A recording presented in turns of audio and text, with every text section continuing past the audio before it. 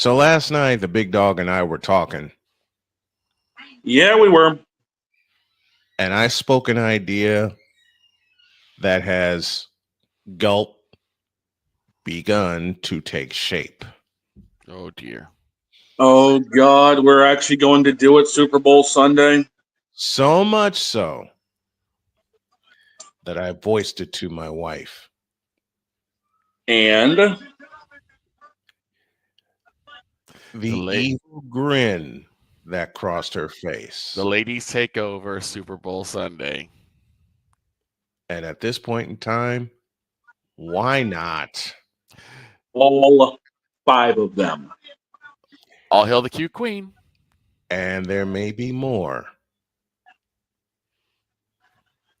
Let's go. I can't do it. We'll do it live. Do it live. I'll write it and we'll do it live. Mister, will you please wake up, wake up, wake up, wake up, wake up?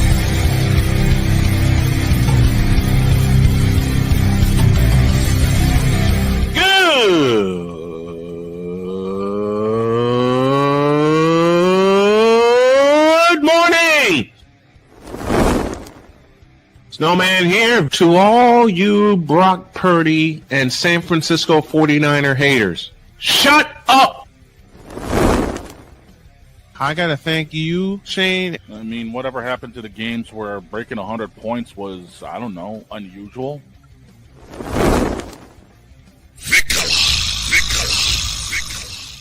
There was one word to sum up the All-Star weekend. Trays.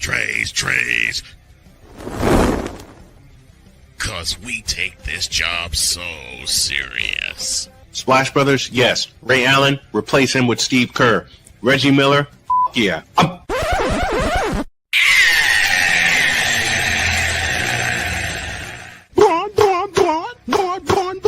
What in the all types of blue hell? I just want to eat those doggone steals. Oh yeah! Let's go, baby! Did you just wait? Did you just say you want to eat a seal? Yeet! No. I'm watching Oh. Jey Uso. Yeet! Okay, I'm like, wait, you want to eat a Wait, seal? wait. Yeet! Yeets.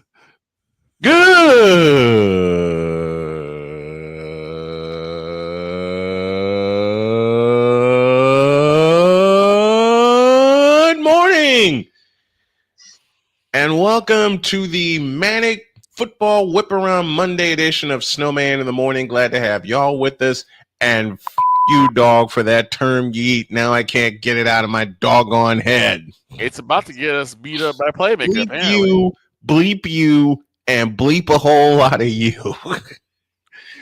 10:06, 6 minutes after the hour as we get started here on this Manic Monday edition of Snowman in the Morning. And yes, old Snowman spoke out an idea. Gulp. Yeah. I'm sitting here yesterday after Tampa Bay won their game, and I'm relaxing. I'm doggone near asleep. Let's just be totally real. I mean, I was that way after the Colts game.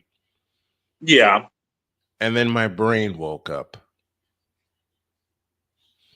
And my brain, which is crazy enough as it is, spoke the following sentence, question, I beg your pardon, spoke the following question aloud. Quote, what if we had the girls host a Super Bowl special this year? Yep. Close quote. And I called Shane immediately. Yep. I called Shane immediately after I spoke it because I saw it in my head. I saw it. I spoke it to Shane, and he sees the idea. Then I called Victor, and Victor's next sentence to me was, you know what? I can totally see it happening. I can see it happening. I also see couches in our future. So And then I mentioned it to two very special ladies in my life. One being Allison Moran. She's all for it. You know the second one. Jody. Mm-hmm. See, even Winnie's getting in on the idea. There you go, Winnie. Which now leads to the point, it's more than likely going to happen. Yeah, and I mentioned it to Jody, and I said, I mentioned the idea to her, and she says, well, we're not like football nerds like you guys. I said, that's the beauty of it. That's the idea. You don't have to talk about what we talk about when it comes to football. Right. You all can bring your perspective. Exactly. And then a wicked smile crossed her face. Yes. There you go. See? There it is. I'm going to just say this. The fact that there's a possibility that you have the Doctor. Yep. The legendary Dr. K. Mm-hmm. Mike Drop Moran. Correct. Possibly Deb Wickus. Oh, dear God. Yes. And then, of course, you have the cute queen. Mm-hmm. Who's going to walk in with 2 couches under her arms like, okay, who gets the 3. first one? 3. And then you add to it mine, who thinks Patrick Mahomes is the insurance guy.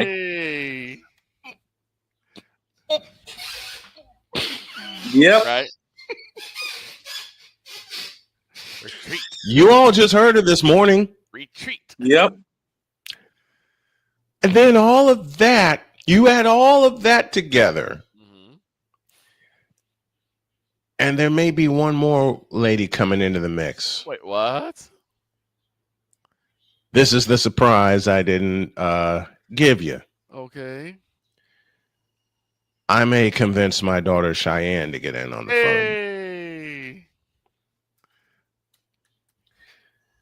Who will say, I don't know who they are, but their butt's cute. Just like Jody will.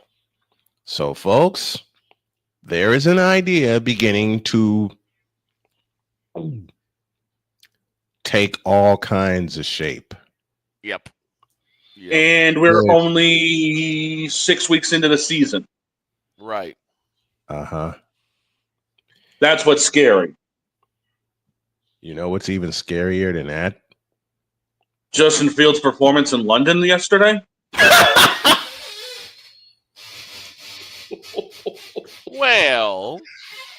Well, someone's here to help us break it all down, and he's got a 3.5-foot smile on his face thanks to the beatdown in Baltimore. Oh, boy. Here's Agent Zero.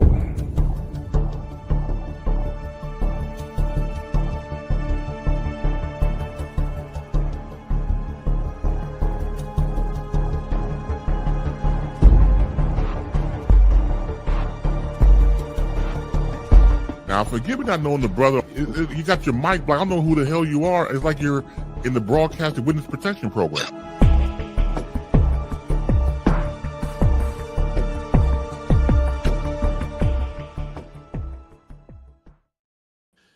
The super hacker himself, the hardest working man in content creation, is here. He is the playmaker. Good morning, sir. How are you?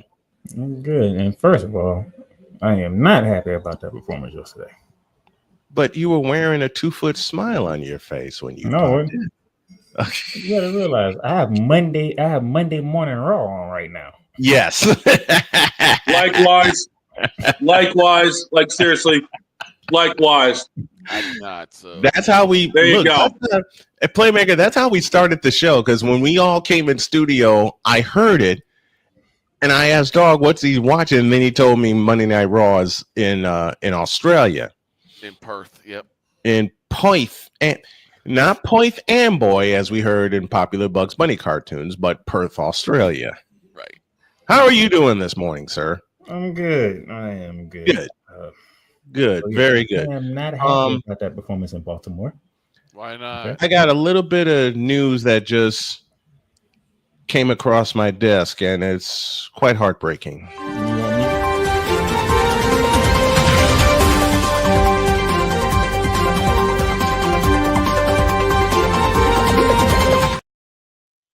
Doesn't involve South Carolina. Yep. I'll do the honors. Out of Columbia, South Carolina, Chloe Kitts, star forward for the South Carolina Gamecocks, is out this year with a torn ACL. That's not the second person that's had a torn ACL before the season started. Well, Juju Watkins injured hers during the tournament. Hers in the second round of the tournament. Yep. She injured hers during the tournament, and she just recently said she'd be out for the season. But this just dropped about 5 minutes ago. So, go ahead. But Juju made the decision that instead of doing what most other athletes do, which is working religiously to get back on the court, she's going to take the full year off. Which makes more sense because it allows her to actually really get her ACL to heal up properly rather than trying to rush it. And when you rush it, even with all the diligent work that you put in, exactly, there still may be setbacks. Imagine if D Rose took the full time to get his ACL together. And he kept his brother's mouth out of his ear. Yeah. I'm not saying, I'm just saying. But once again, Chloe Kitts out for this year with a torn ACL.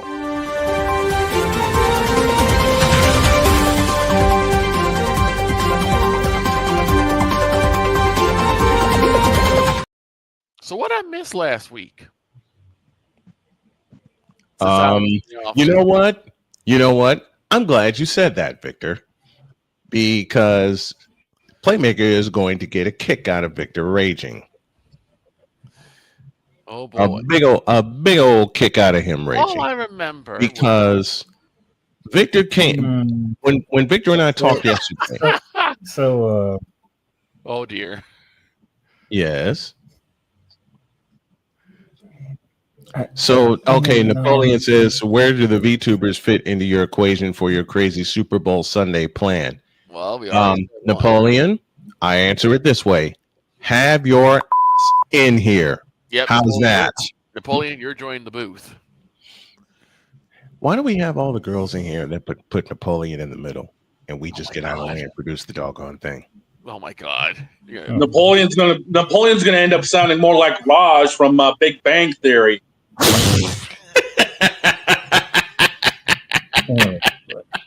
Yes, Playmaker.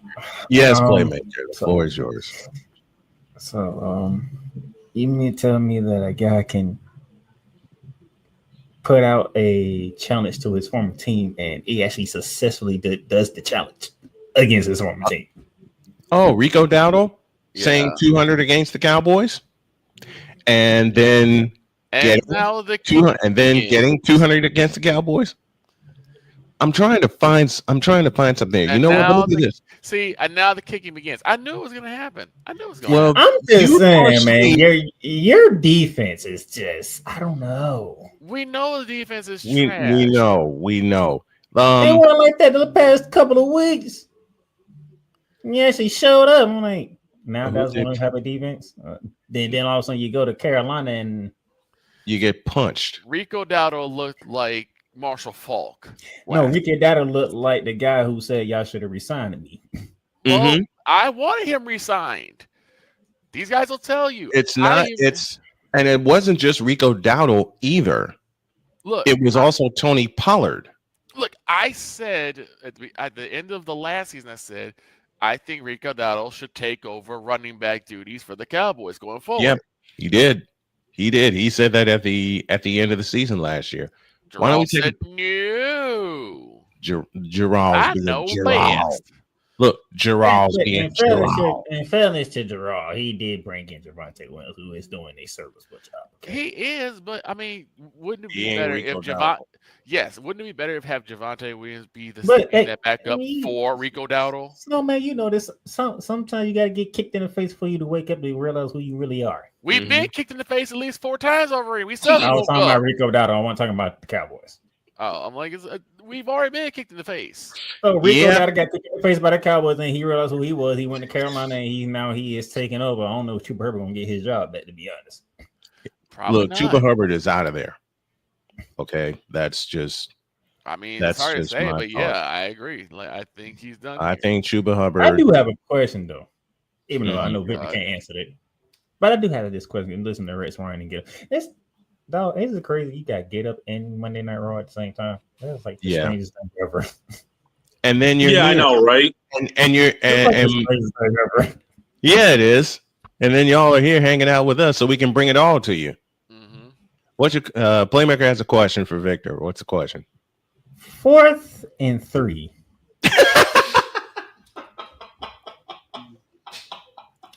And you have a safety in the goddamn end zone. Yep. On 4th and 3. 4th and 3. Why? And you're asking a logical Cowboy fan this question? And you're asking me. I say Britt don't have an answer to it. I'm asking anyway. He did. You know what Victor's thinking right now with this 4th. Just a moment. You know what Victor's thinking right now with this 4th and 3 question? 2 simple words. You tripping. Here's the problem. Here's the problem that I have. Mm-hmm. The Panthers really only ran 3 different running plays. Every running play was one of 3 different running plays. One being a counter. And for some reason, the Cowboys just had no answer for it. Victor, same play. The counter gap, which is what the Washington Redskins made famous. Right. You know how much I love the counter gap, counter tray, whatever y'all want to call the play. I learned it as when I played, I learned it as counter gap. Yeah. I learned it as counter gap. There's also a misdirection where Bryce Young would go left, but he'd hand the ball off to Rico Dowdle and he'd go up the middle. Yep. For some reason, this mystified the Cowboys because they had no answers for it. They would run right by Rico Dowdle. Oh, speaking of Bryce Young, that man got to enjoy his first ever 3 touchdown passing game in the NFL. Yes, he did. Yes, he did. Yes, he did. One of them, Rico Dowdle. Wide open. I mean, you couldn't get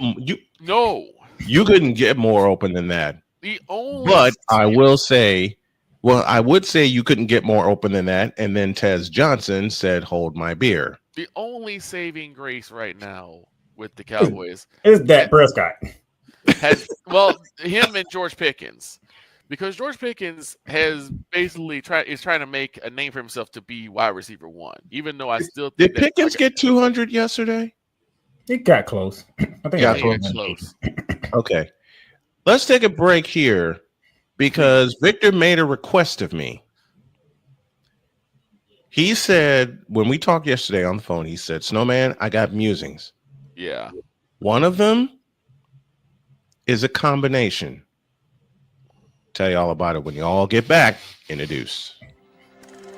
This is Snowman in the Morning.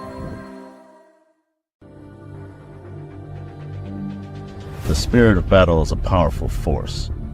It's a force that drives us, pushes us beyond our limits. It's a fire in our hearts that fuels our determination, our commitment, our strive for greatness. Every challenge faced, every obstacle overcome, it sharpens our skills and fortifies our resolve. This relentless pursuit of excellence makes the journey so exhilarating. And the victory, it makes the victory sweet.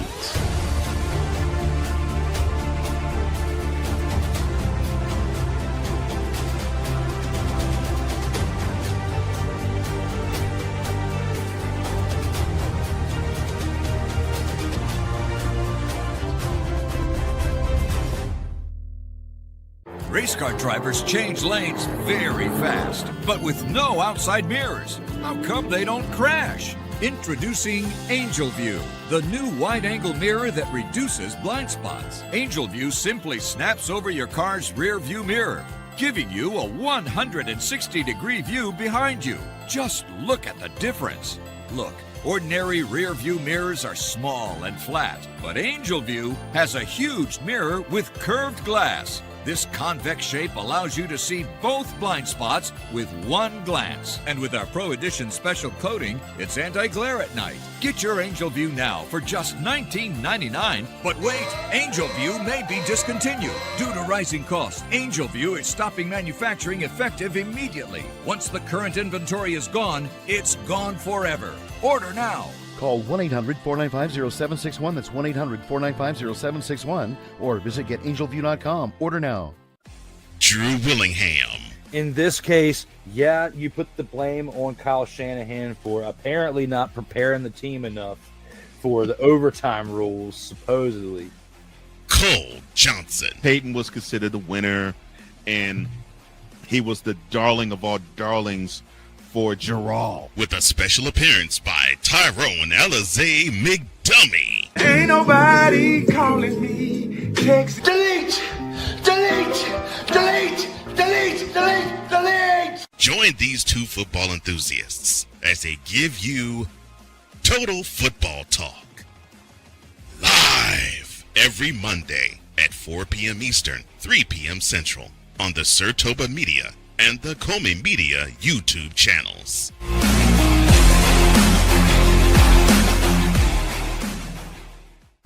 Cause we take this job so serious. Gerald Jones has no brains. His football acumen is the same capacity as Gun Run's moral capacity.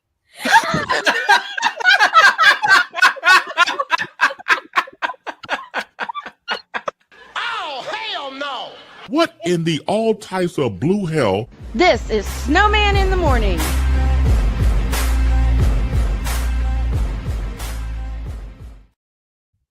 One of the best ones I've cut so far. One of the best ones I've cut so far.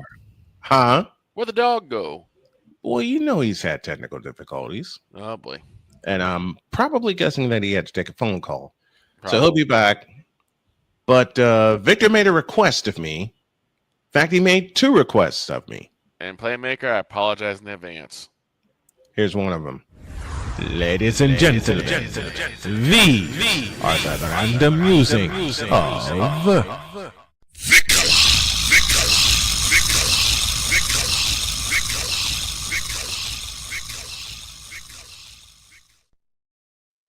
and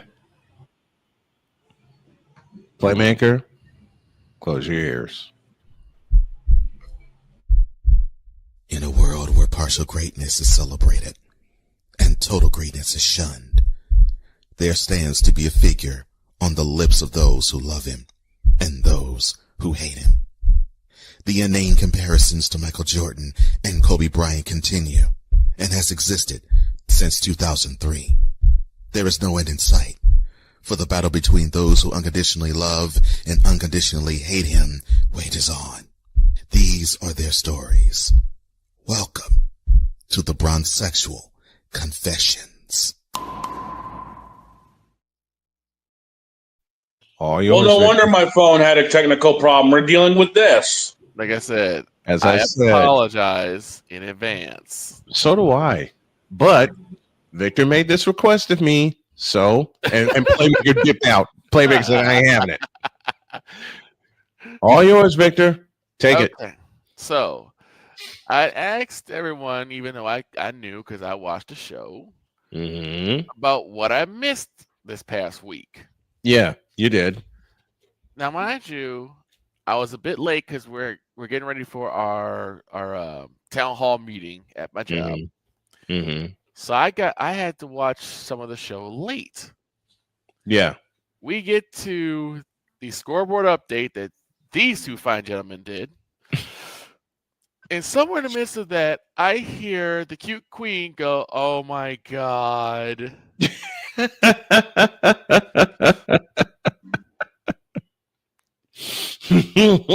I'm like, what is the matter? And she's like, I'm face palming so hard right now. And again, I'm not understanding what the problem is. Right. And then she breaks that the big announcements. The decision, part 2, was actually just a ploy for Hennessy. Give me Yes. this.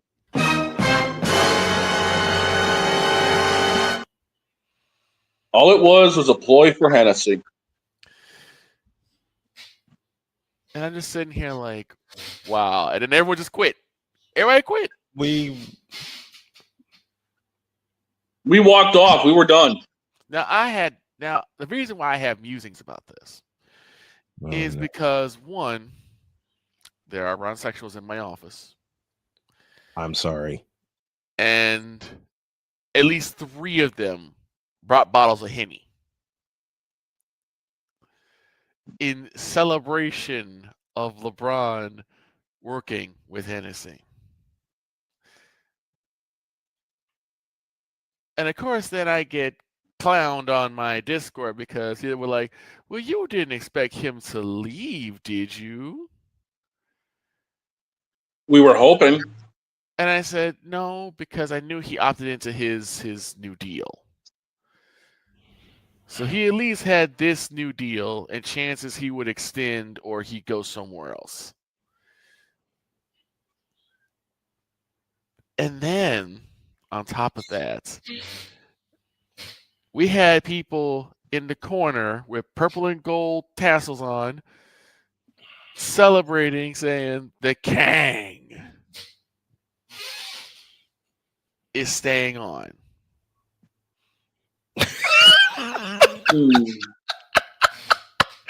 Playmaker getting this from the.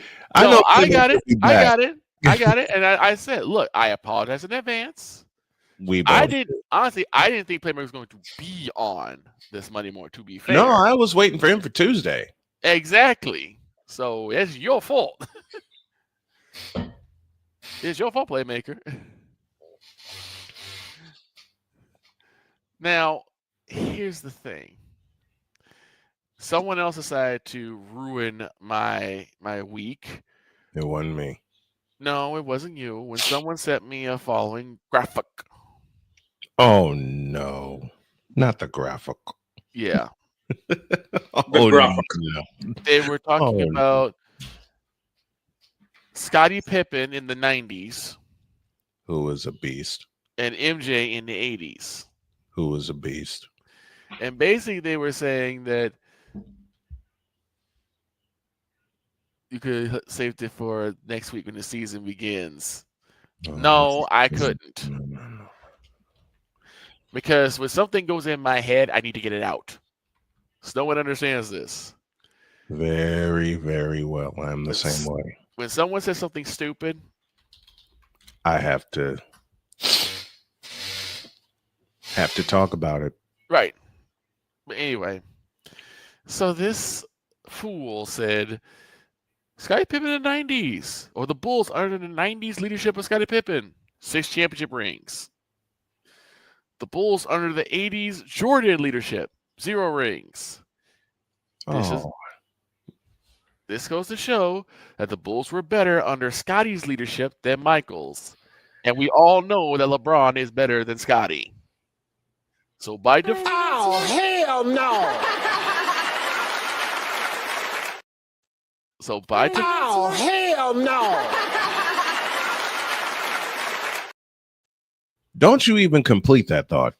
Yeah. So you already got that. Don't even... Dates! What are we doing? And I said, I know why this even came up. Because who drinks Hennessy that we know drinks Hennessy on air? Shannon Sharp. So of course, his boy LeBron, his Kang, would work into with Hennessy. I can't googly moogly. I can't drink, and now this is giving me more reasons not to. Because I will never drink anything dealing with that person. And by the way, LeBron James, bleep you. In fact, Dear ESPN, dear LeBron James, bleep you. Dear ESPN for foistering this LeBron nonsense, bleep you. Dear Bronsexuals, bleep you too. Dear Ryan Hollins and Nick Wrong, bleep you both. And just for good measure, dear LeBron James for trolling my crew, bleep you, bleep you, bleep you, bleep you, bleep you, and bleep you.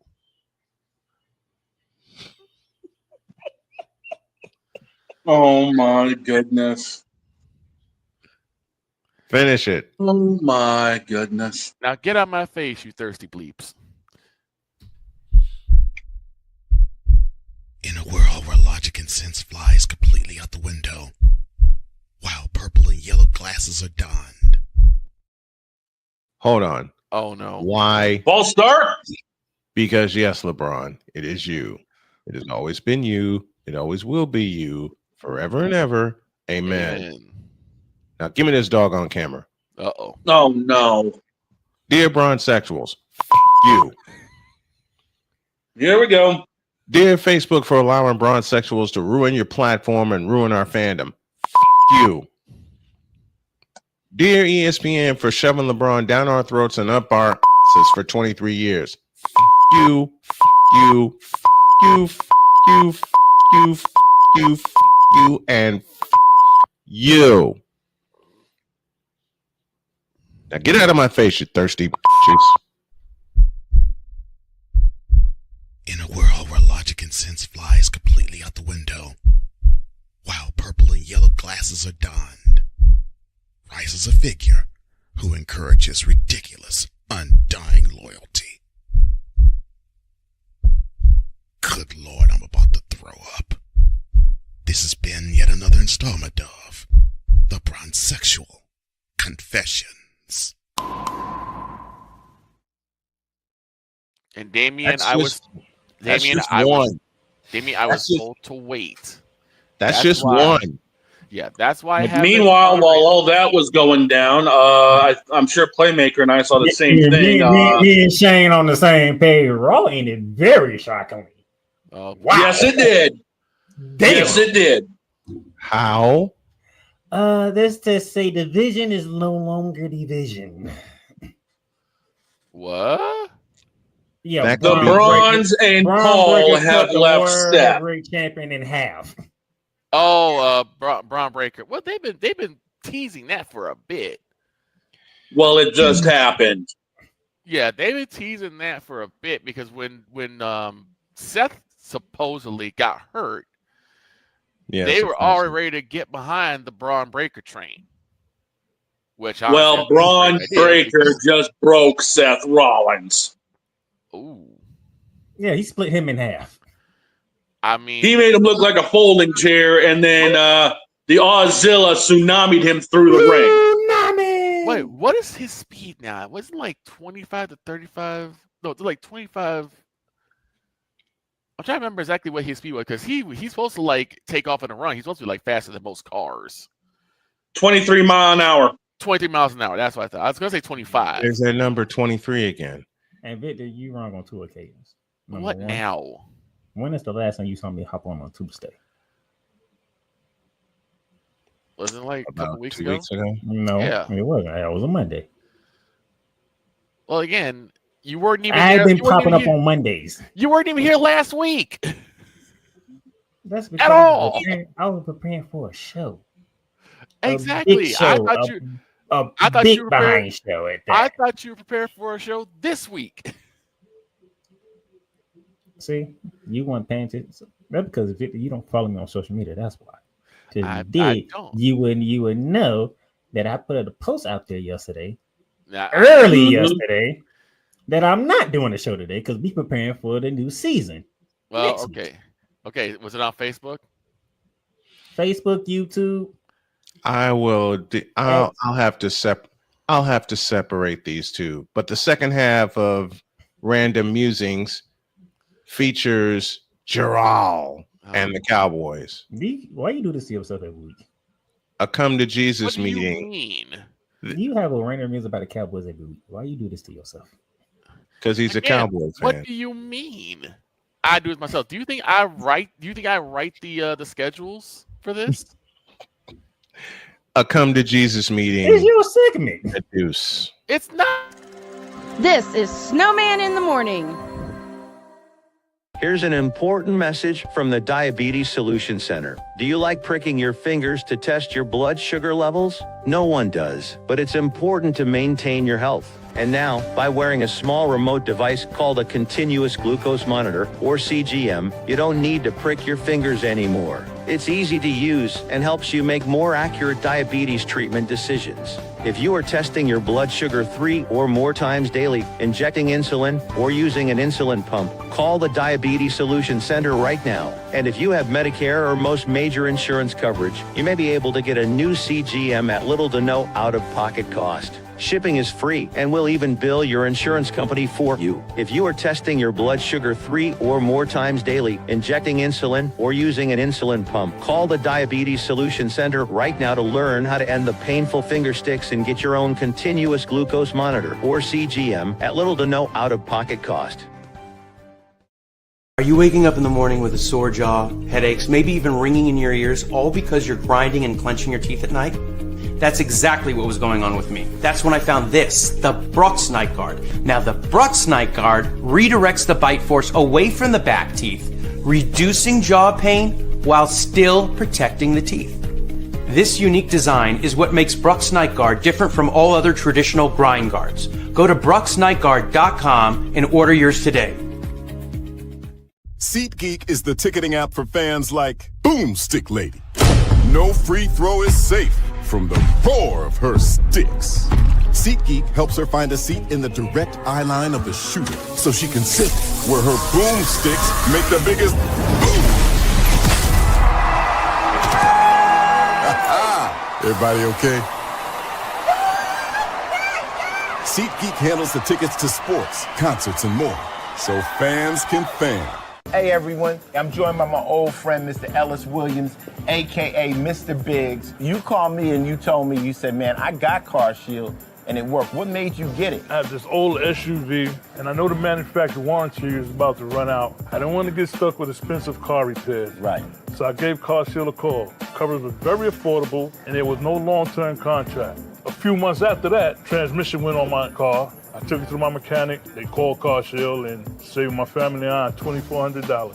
Car Shield is America's #1 auto protection company. Their administrators have paid out over $1 billion in claims and cover most vehicles from 5,000 to 150,000 miles. You'll receive 24/7 roadside assistance, courtesy towing, rental reimbursement at no additional charge. Give Car Shield a call today before it's too late. Remember, Car Shield cars go farther. Protect yourself now against expensive auto repair bills. Call 800-513-9263.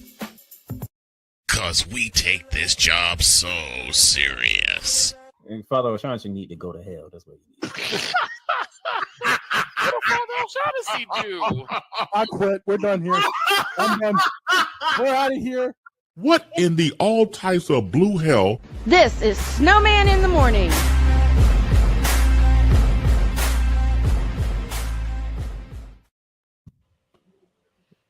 Playmaker, F you for coming up with that and making us laugh uncontrollably. See, I kind of get what Playmaker's doing now.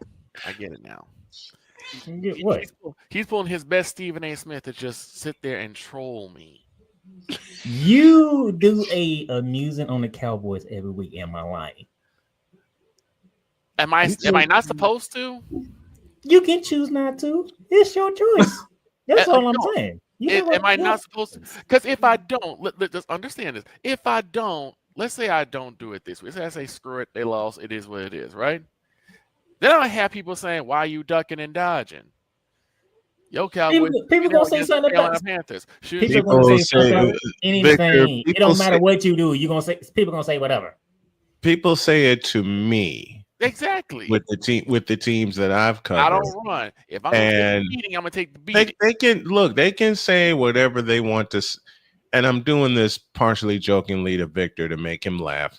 They can say whatever they want to say to me. And I know you did too, Victor. I stopped giving a long time ago. But For comedic purposes, just a moment, Playmaker. For comedic purposes, Victor did say in the chat yesterday during the live stream, well, I'm going to get kicked just like that football did on that walk-off field goal. And what did I say? And am I not getting kicked again? Look, I'm not doing the kicking. I'm just sitting back enjoying it. Victor Big Dog would tell you, and Snowman would tell you, I'm a Gator fan, but guess what? I'll look at them and be like, no, they ain't making the show. I don't care what anybody says. Am I lying? Mm-mm. Nope. And I'm a Gator fan. Now I was like, nope, not making. Nope, ain't talking for Florida. Get out of here. I can talk about other things. But see, here's okay, Shane. You're gonna hate me for picking on you, but you're gonna love me for picking on you at the same time. Shane would do the same thing. He would write to me and said he would message me and say, we are not talking Patriots tomorrow. And then as soon as we come in here for pre-show, we're talking about the Patriots. He's like, this, we got to talk Patriots because I'm mad. And I'm sitting here laughing. Because again, if I don't get this out, it's going to be stuck with me for another week. And I don't need that. Well, you got another game. And there's another game after that. Exactly. So I need to get it out as soon as I can. Otherwise, I'm not going to rest. I'm not going to get any peace. So a quick little side note before we get going, Squiggle, you ain't right for that, but you're so right. Yep. Oh, Seth got destroyed worse than LeBron's career. If he had it, you know what? I will save the second half of that for Wednesday. Here's the and it might wind up being an uncensored crash out. Here's the problem I had. Crash out. So apparently, it seems that Micah Parsons was not the one we had to worry about getting a revenge tour. It was Rico Dowdle. Let me set you up. Here's the second half of Victor's musings. Ladies and gentlemen, these are the random musings of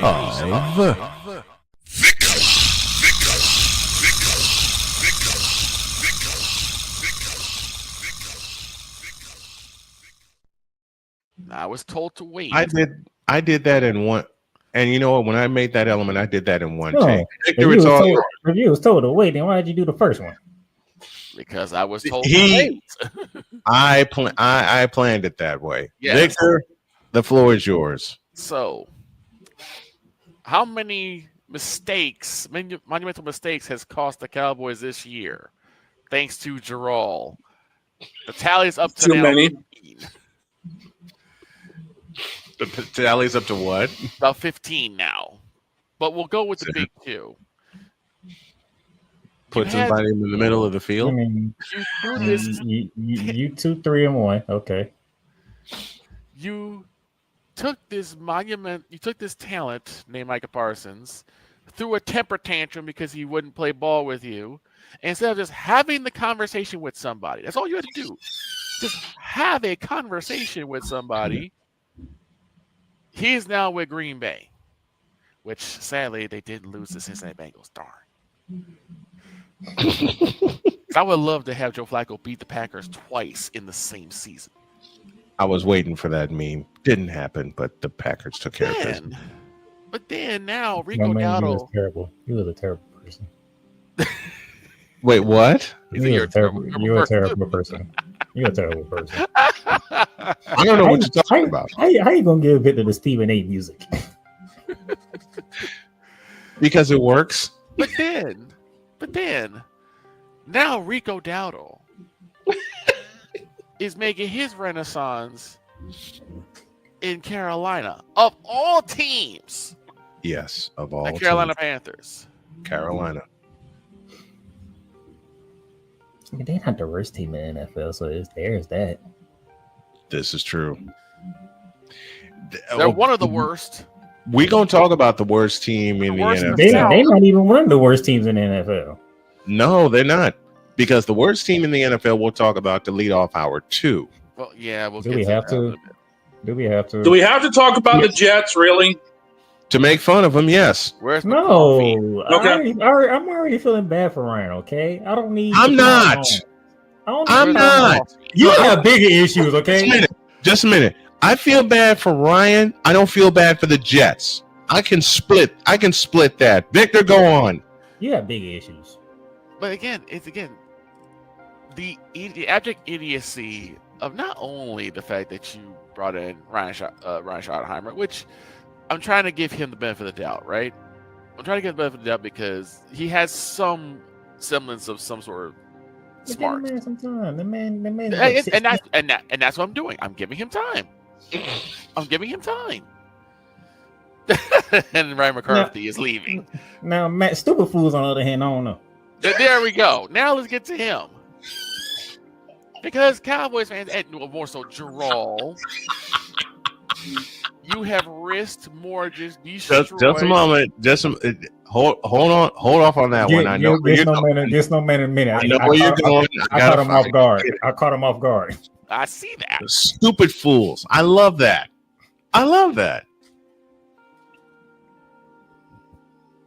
Go on, Victor. Dear Cowboys, you got rid of Pennywise. That's wonderful. Ryan Schottenheimer, I'm giving him a chance. But then you risked, mortgage, incinerated, eviscerated any chance we have of playoff success. Completely yeeted away. Completely away from Matt Uberfools. Uberfools. Who apparently still cannot put anybody in the middle of the doggone field. Thank you, Deeks, for that. No, he did. He put somebody in the middle of the field, but the thing was, they was in the end zone on 4th and 3. Exactly. Why are you 30 yards away and they only need 3 yards? Oh, let me get to, and this is where I said I got to call Ryan Schottenheimer to the floor a little bit, to the carpet, because in the fourth quarter, you ran 3 screens in a row. You ran 1 screen, you lost 2 yards. You ran 2 screens, you lost 4 yards. Yep. And I'm thinking, okay, George Pickens has been his deep threat. Whenever Dak needs to air it out, George Pickens is there. No, let me throw another screen. And Pickens was cooking all day. Which nets you a grand total of 5 yards. He finally using his brain for once. Like, what are we doing? Why are you running 3 screens in a row? When the first 2 didn't net you nothing but a grand total of -6 yards. Why are you still throwing screens? I believe what Victor asked was, what are we doing? If Dak is supposed to be your top tier weapon, if Dak is supposed to be the guy that's going to lead the Cowboys to playoff success, you need to give him plays where that will work. Playoffs? Thank you, Playmaker. Playoffs? Don't talk about playoffs. You kidding me? Playoffs? Well, look, I mean, how many times and Playmaker, you and Cole, you've dealt with this for quite some time. How many times have you guys dealt with Morocco Republic saying we're going to Super Bowl every year? Man, as soon as the calendar hit June. Exactly. Yes. Yes. As soon as the calendar hit June. Okay. So, if Dak is supposed to be that guy, he has to throw past the sticks. I watched a Michael Irvin crash out over a podcast where he explained about how he never caught passes that were in front of the sticks. He always went past the sticks. Why is that not used now?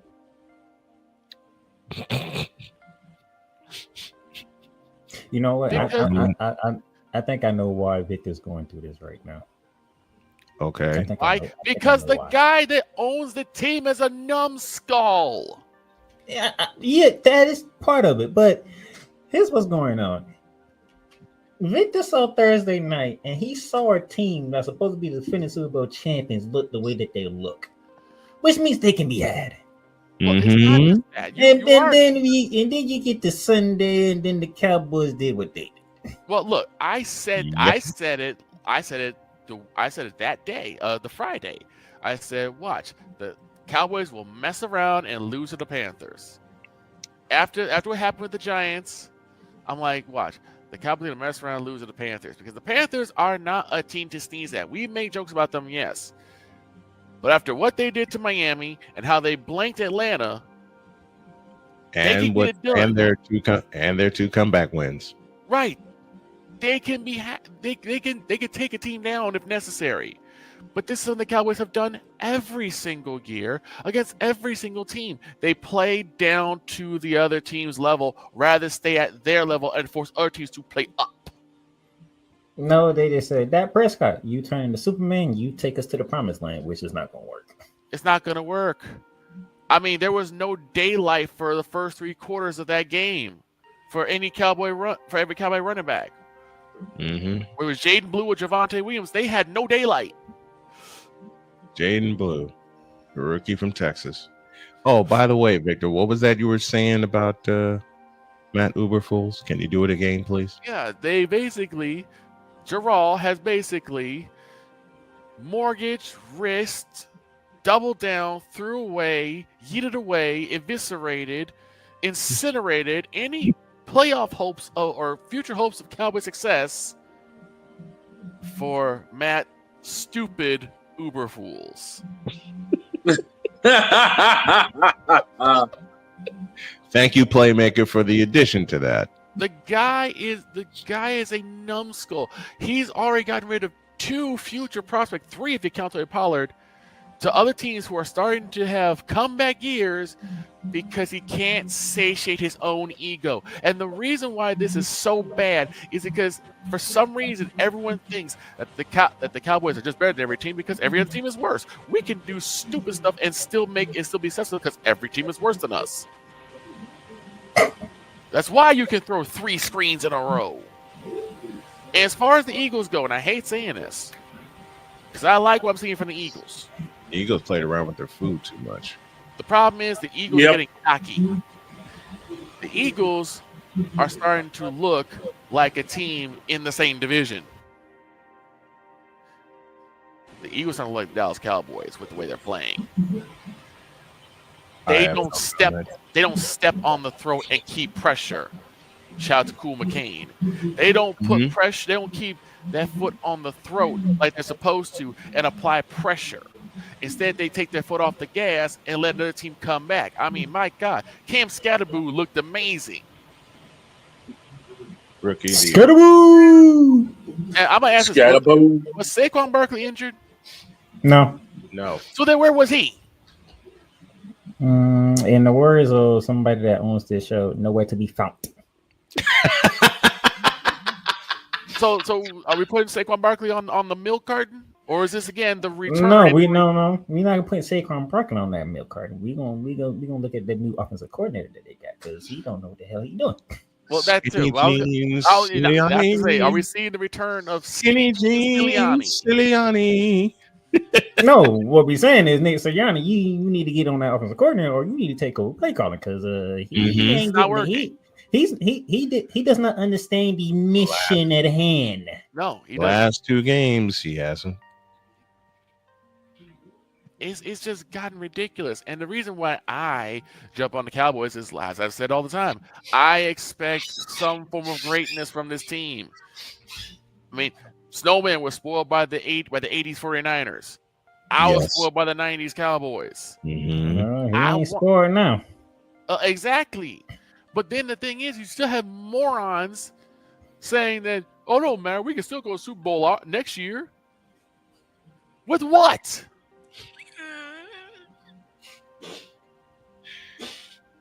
Wait till I get Victor in studio with us. With what? What could the Cowboys possibly have? What secret weapon do we possibly have that's going to propel us from where we are now? Particularly when you have Matt Stupid Uberfools messing up with the doggone defense. We have no secondary. We keep getting beat deep over and over and over and over again. We can't get pressure on the quarterback. Just look what happened with us versus Chicago. Figure that puzzle out. Where Caleb Williams can sit there and get that bronze tan on him, get his nails and her did, and go on a girls' day with Angel Reese. Oh no! With about time that he had back there, no sacks. Play with your brother up. No sacks that game. I think you hit the wrong button, Snowman. I think you hit the wrong button. I think you hit the wrong button. I think there's another button you need to hit. Wow. I think we need to go to halftime. Please, I'm done. Kill this doctor's office music because my butthole puckered up after hearing it. It did. I killed we it. need halftime. Victor, would you say that last part again, please? Please. I got to have it. I got to have it again. Oh, the fact that the Cowboys had Killen had so much time in the backfield that he could sit there, get a bronze tan his hair and nails did, and go on a girls' day with Angel Reese. And with that, we've hit halftime. Wait till I find the original way he said this, and I know it was earlier. When we come back, we head to Indianapolis, Indiana. Finally, some good football. And Jacoby Brissett, what the hell was that? Back in a minute. This is Snowman in the Morning. Here's an important message from the Diabetes Solution Center. Do you like pricking your fingers to test your blood sugar level? Time. Oh, no. James says, we ain't slandering Angel Reese. Look, Angel Damien, Reese. just a minute. Damien, you ain't seen slander yet. Now we're back in a minute. This is Snowman in the Morning.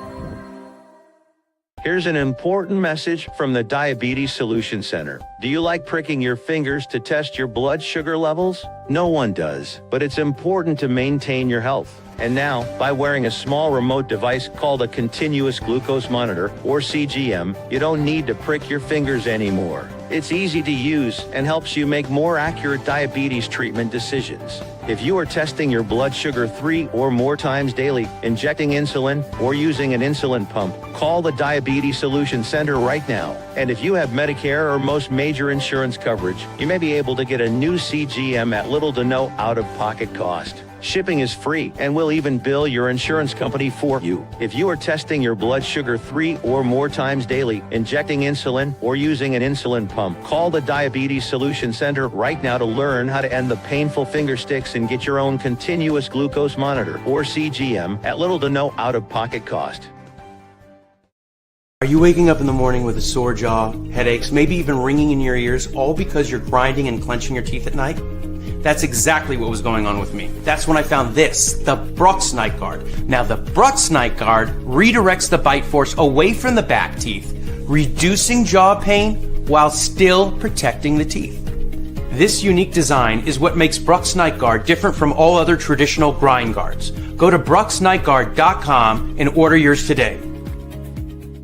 SeatGeek is the ticketing app for fans like Boomstick Lady. No free throw is safe from the roar of her sticks. SeatGeek helps her find a seat in the direct eye line of the shooter so she can sit where her boomsticks make the biggest boom. Everybody okay? SeatGeek handles the tickets to sports, concerts, and more, so fans can fan.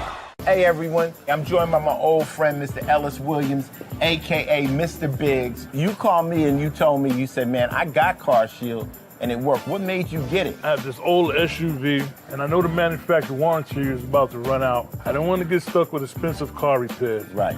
So I gave Car Shield a call. Coverage was very affordable and there was no long-term contract. A few months after that, transmission went on my car. I took it to my mechanic, they called Car Shield and saved my family and I $2,400. Car Shield is America's #1 auto protection company. Their administrators have paid out over $1 billion in claims and cover most vehicles from 5,000 to 150,000 miles. You'll receive 24/7 roadside assistance, courtesy towing, rental reimbursement at no additional charge. Give Car Shield a call today before it's too late. Remember, CarShield cars go farther. Protect yourself now against expensive auto repair bills. Call 800-513-9263.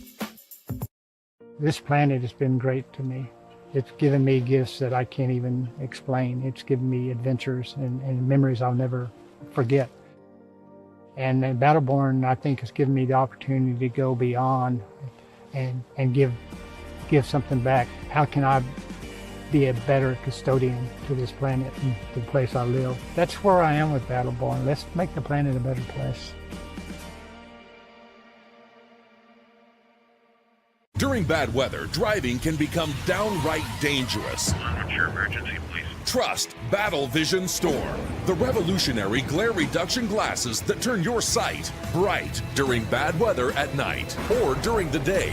Watch your ordinary vision become extraordinary. Battle Vision Storm uses light optimizing lenses that block blue rays so you see clearly in heavy rain at night or blinding snow during the day.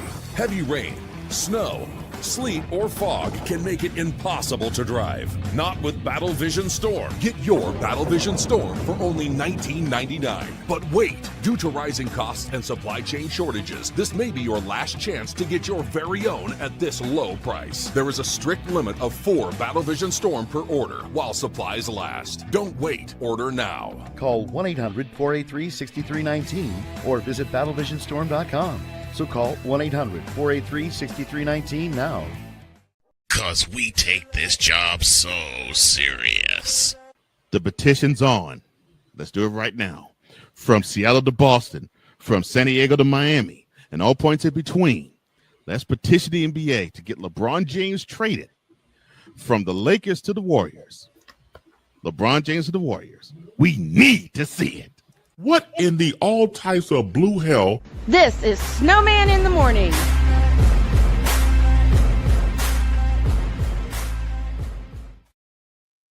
Okay, two problems. Number one, I couldn't help it. You just had to travel back in time to go grab that one. Well, actually, I cut it a month ago and I held it.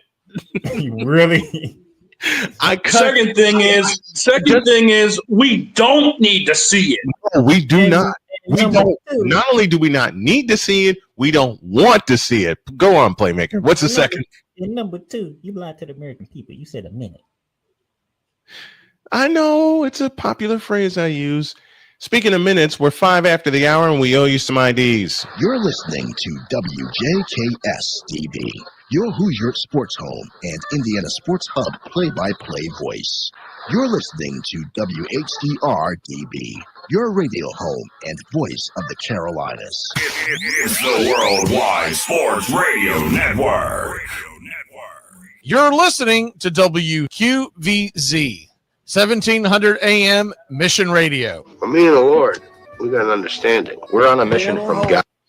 Oh, boy. 6 after the hour.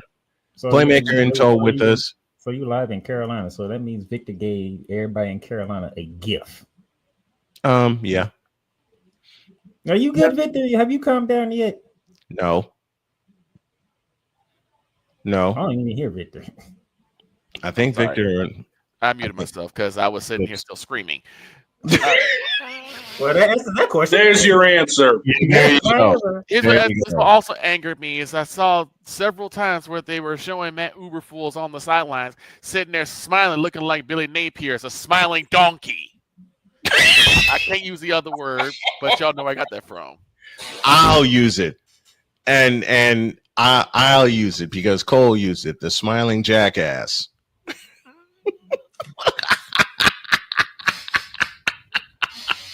And can we talk about the fact that James Franklin has actually been fired? Yeah, I was gonna get to that, but somehow it's always something from my shows that make it the Snowman in the Morning. I pay attention. Yeah, like you. Said don't pay attention. Apparently, I do. Like you, and we love having you here. But dear James Franklin, you're fired. No, we really play that again. Gladly, dear James Franklin, you're fired. And for those of you who are like, oh, they're gonna regret this, they might, because he was a 10-win coach. But we can forgive the loss to Oregon because you never win those type of games. Right. We can forget that. We can forget that because we know about James Franklin in those type of games. He don't win those games. Mm-hmm. Right. So you lost that loss they won't and I'll complete your thought for you. The loss they will not forgive occurred this past Saturday. Yeah, apparently so. Because you jumping ahead. I'm right in the spot where I need to be, being a Northwestern Wildcat fan. You took. I know that. That's why I know you jumping ahead. You came off that Oregon loss. You flew all the way to the Rose Bowl, which everybody in the Big Ten. To the Rose Bowl. Everybody loves playing in the Rose Bowl. If you're in the Big Ten, that's the goal. If you can't make the playoffs, well, at one point you couldn't make the playoffs. You wanted to be in the Rose Bowl. Right. Everybody loves the Rose Bowl, and you lost to a team who never won a freaking game. True.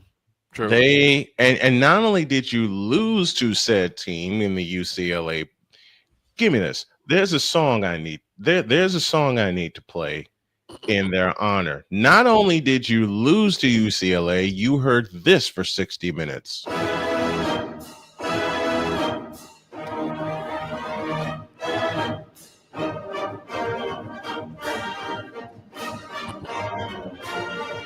You heard that, and you surrendered 42 points. I will say this. Damien does make a good point. James Franklin is gone, but Chapel Beal still has a job. No. Now, hold on. Let me finish my. Then you flew all the way back to Satteville, only to have Mike Greeny and Brian Snow look at the TV and say, "What is going on here?" Right.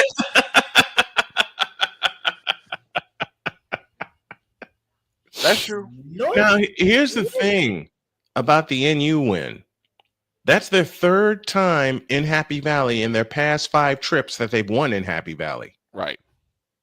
3 of the last 5 times Northwestern has flown to Happy Valley, they've won. They ain't Happy Valley. It's Satteville Valley. Yeah, I was gonna say it's Unhappy Valley. There you go. It's Satteville Valley.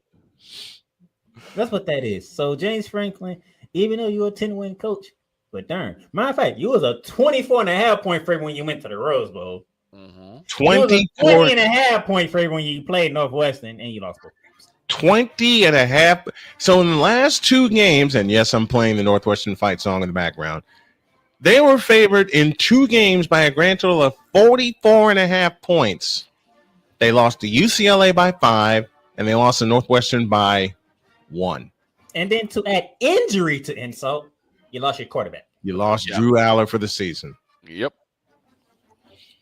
It just all tumbling down. And here now, Damien, here's my thing.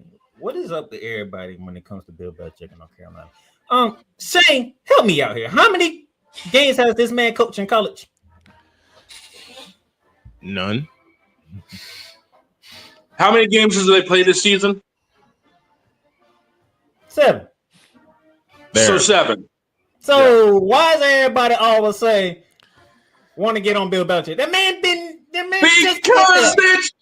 because it's Chapel Bill now. Exactly. They say they figure the 6 Super Bowl rings will mean enough because he's now head coaching the North Carolina Tar Heels, but apparently 6 Super Bowl rings don't mean jack. He said, not me. Even though Shane with my whole route, I had never said that Chapel Bill had to be a certain record this year. He said it, not me. No, but you did say it, but most people in UNC. That's the problem. The man just got there. Yeah, but most people in Chapel Bill said it too. It's time to build a program. You don't build a program in year 1. Well, they ain't gonna give it to him. Did Deion build Colorado in year 1? No. And people don't even want Deion there anymore anyway. Oh, he's and I mean, Chapel Bill's already looking for an exit strategy. Listen, Deion is saying Deion gonna be in Colorado for. Listen, Deion gonna be in Colorado for the minute, not necessarily for the wins, but for the money.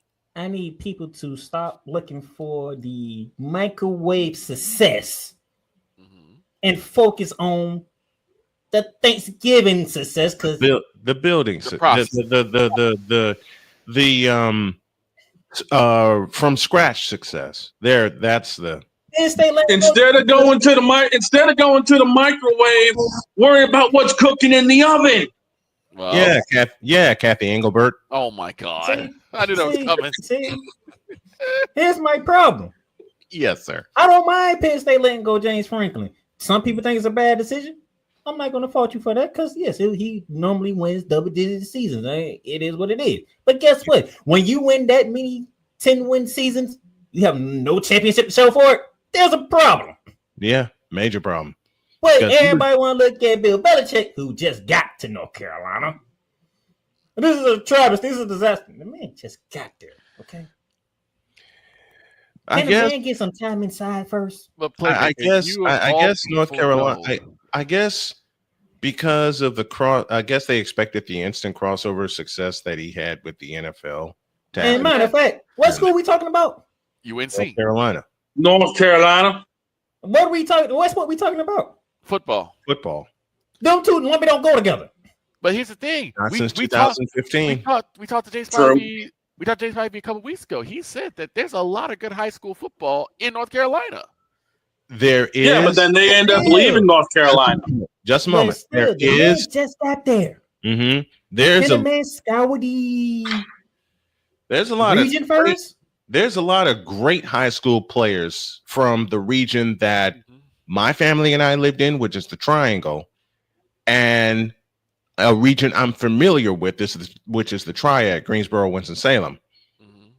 That area. There's some great high school football talent in North Carolina.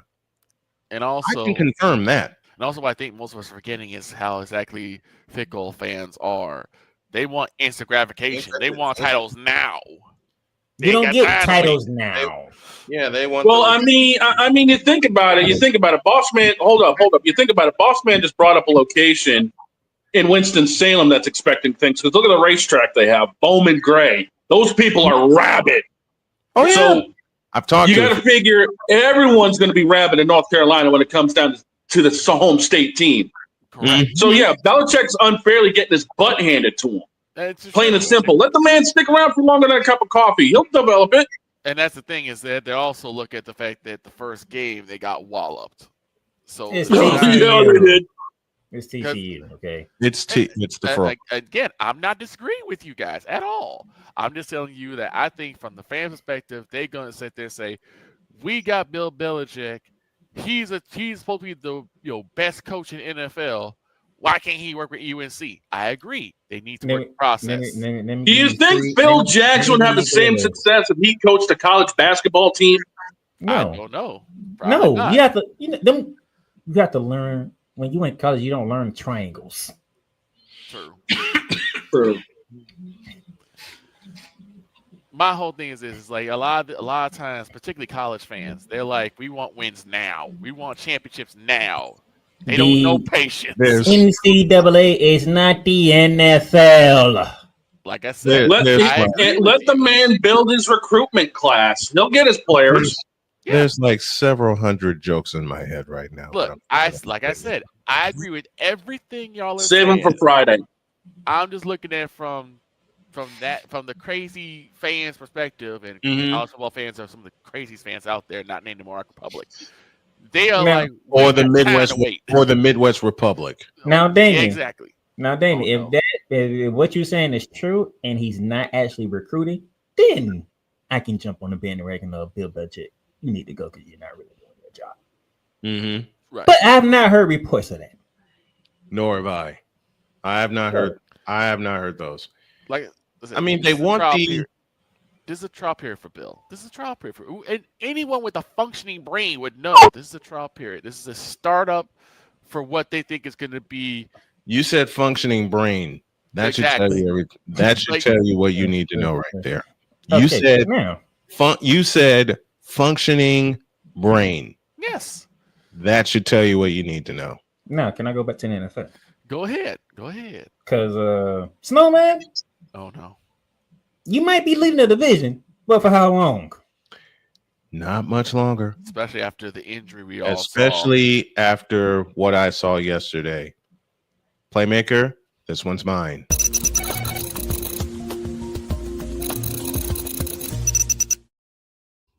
I was kind of expecting that. Come here. I think our season is cooked.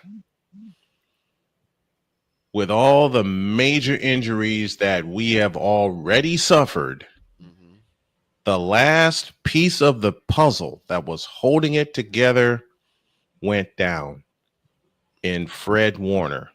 And I think not only was it a fractured ankle, it was a dislocated ankle. Oh my God. So he's done for the year, which brings the fact that we extended Warner, Kittle, and Purdy to major contracts, and for this season, they're all out. So Kittle's not coming back. No, Well, Kittle's coming back. Kittle's coming back. At some point, Purdy is coming back. There's just a gauntlet ahead of us with only half a doggone team. And not to mention, Matt Jones is not healthy. Oh, Mac Jones has been beat Mac up. also hurt, yeah. Mac Jones has. You know what? I'm going to do something I know Damian won't have the nerve to do. I know a few other people won't have the nerve to do. And yes, Damian, I am picking at you mercilessly. But I'm throwing Mac Jones, and I am one of the ones who threw Mac Jones under the bus. I am now lifting him from under the bus because of the guts that he has shown in being the 49ers backup quarterback. Yeah. Back-to-back games with 300 yards, though 2 costly interceptions, though they missed 4 opportunities in the red zone that were field goals instead of touchdowns. I've outlined that many, many times before. But I got a bunch of applause for these 49ers and the way they battled yesterday against a superior team in Tampa Bay and the possible MVP in Baker Mayfield. And yes, Dietz, I thought you were completely bleeping crazy when you mentioned it to me. Then I watched it in full. Forget the game against the Eagles. That was an aberration. If you think about it honestly, Tampa Bay should have beaten the Eagles. When Tampa Bay held Philadelphia, when Tampa Bay held Philadelphia without a passing yard in a full half, the second half of that game, and Tampa Bay was on their way to come back and winning it, they just ran out of time. Unfortunately, with all the injuries that have piled up, now, yeah, we're going to get some pieces back on offense. It just depends on the matter of when. I don't want to say this out loud, but the deck is stacked against us. Big time. We lost Kittle and Purdy after week 1. Jake the Snake Tonjes rode to the rescue in week 1. The defense rode to the rescue in week 5. Doggone near snatched that in week 6, but then Baker Mayfield said, hold my beer and my whiskey, and connected with Tez Johnson for a 46-yard dagger. What? Tampa Bay is no slouch. I said that at the top of the year. I hold true to that. Now, we've made jokes on this program that Tampa may win the AFC South by default, but Tampa Bay is a damn good ball club. I'll take the loss yesterday. And Jackson and the Jaguars, too. Look, we got socked in the mouth and kicked in the by the Jaguars, especially when Devin Lloyd read the room and picked Brock Purdy up twice. Damian, you're a liar. No, he wasn't against Mac Jones. He actually wanted Mac Jones to take the starting job. I still don't think he's going to have. That's not going to be the case. But this is what this is about yesterday. And people, my wife and I talked about it yesterday. She says, man, the 49ers lost 30-19. I said, honey, it was a 1-possession game for the entire game. She said, what? I said, yeah, it was a 1-possession game the entire game. But when you throw 2 interceptions and they turn them both into touchdowns, you're going to have problems. And I'll ask this question. Who's to say that Mac Jones isn't happy being a backup? Exactly. Oh, at this point, Matt Jones needs to be the backup so he can get healthy because he needs to get this 49er team needs to. We're minus Bosa and we're minus Warner for the remainder of the year. When is our bye week? We don't get a bye week until week 14, and by that time, you want to talk about the troll job? We've made jokes. We've made jokes on this program about which teams are getting trolled. You know, especially with the schedule of the bye week. San Francisco got trolled big time because we don't get a break until week 14. How much of a team are we going to have left is going to be my major problem. When did the Cowboys get a bye week? Sitting at, but I will say this. Yes, we lost yesterday. There were factors in why we lost, not only against Tampa, but against Jacksonville. Turnovers being the main reason. But sitting at 4-2, 3-0 in the division, even facing a gauntlet that we got coming up, I'll take it. Now all we got to do is get some pieces back. The big question being when. Oh, and to answer Damien's comment, Purdy's the starter, and that's that. And I've had many people ask me, you don't know if Purdy's coming back. Very true. But at the same time, look at his injury. It's a turf toe. He's Want to learn about that right. He's basically earned that right to be the starter. He earned that 2 or 3 years ago. Okay, week 10. And I will say this. Want to know about turf toe? Talk to Jason Kelsey. That's no man's take. What's yours?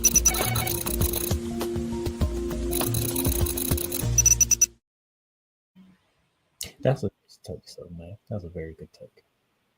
Think about it.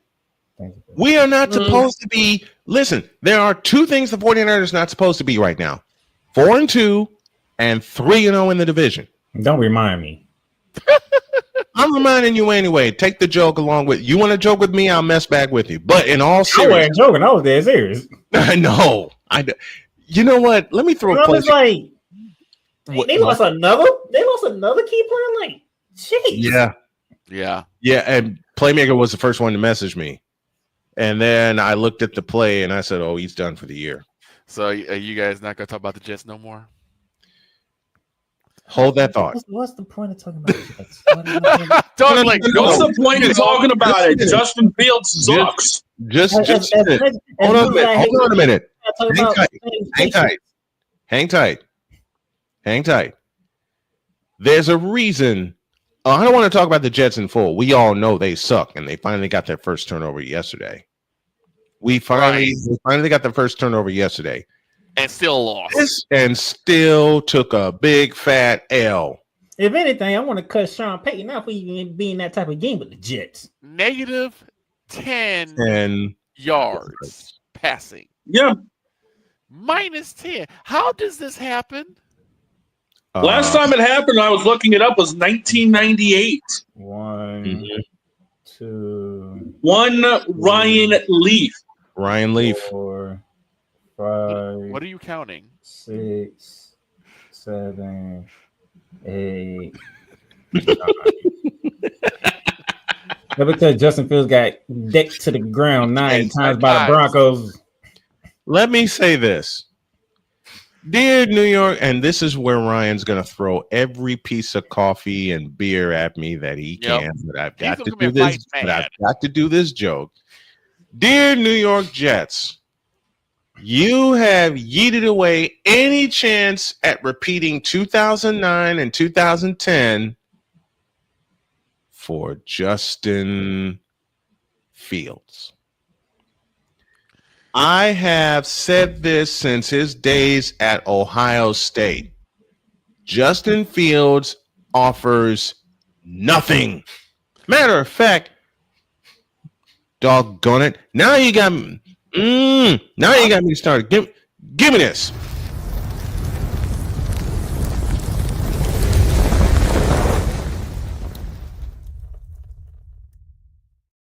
Really? Now I get to have fun. Really? You putting the Jets on the hot seat? Are you serious? I'm not putting the Jets on the hot seat. They're a permanent hot seat. I'm putting Justin Fields on the hot seat. That's even worse. No, it's not. Yes, it is. It's not worse. It's necessary. No, hot seat is for people who you expect to do things and they ain't doing their job. That's what the hot seat is. Here's one of them. So because of all the expectations, because of all of the tempered, cautious expectations around the Jets, of which I'm not a part, thank the Lord for that, I am putting Justin Fields on a permanent hot seat, just like the Jets are. And I will begin by saying this, and the fellas have said it before, and I began a segment like this. Justin Fields, you suck. You hold on to the ball way too doggone long. He's not even running anymore. And Justin Fields. Give me this. I'll say this as plainly as I can. And I know Damian Hernandez, who's a big Justin Fields proponent, will not like my next sentence, but I will say it as plain as I need to say it. Justin Fields, you are too chicken shit to play quarterback. Oh my God. In the NFL. Because after watching that frivolity yesterday, in which unfortunately I got up and I couldn't help it. After watching that frivolity yesterday, when Sean Payton and the Broncos were handing you the game, you get put on your ass 9 times against the team. Bueller. Against the team that barely has a defense as we speak, you get sacked 9 times. And everybody was talking about your talent, so much so that the Chicago Bears, of all teams, yeeted away their future to move up in the draft to select you. You didn't do shit for them.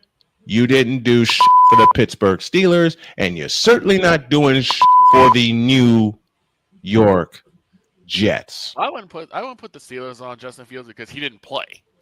The only person that played was I put it on Justin Fields because he teamed up with Mr. Unlimited. And of course, Damian is saying blame the offensive line, not Fields. Well, that's Listen, a question. I'll cut through that noise right now. Justin Fields can have the best offensive line in front of him, and he would still be too chicken to play quarterback. Look at the way he holds up. He had an offensive line in front of him at Ohio State. And since he's been in the NFL, he's played like he's looked like and his quarterback play has been since the moment he came into the league. You can blame the offensive lines if you want to, and they certainly do deserve some blame. You can blame the offensive coordinators. Matt Uberfools, hello. Matt Nagy, hello. We can't call timeouts. This man's putting Justin Fields on the hot seat. He could have put Miami on the hot seat. He could have put Detroit on the hot seat. No, he put Justin Fields on the hot seat. Quiet. I got no reason to put Miami on the hot seat. I'll save that for when Pizzle gets here on Thursday. Well, that game bleeping sucked. There's so many other things. I'm just sick and tired of people being in my ear and in my face about Justin Fields going to be a great quarterback when he looks like shit. Period. Now get up.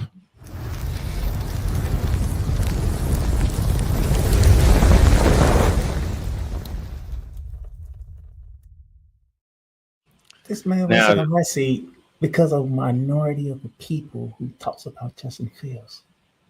This ain't a minority. Do you want a hot seat? Trust me. Do you want a hot seat? Playmaker? It sounds like you want a hot seat. Playmaker, you keep out of this. This ain't a minority. Well, Trust me. Again, I'm not. It's definitely a minority because nobody's looking for the Jets. Ain't nobody looking for Justin Fields. This is why I put Justin Fields himself on the hot seat. Ain't nobody looking for him either. He's irrelevant. Shut up. We got some business to do. Let's go down to North Carolina.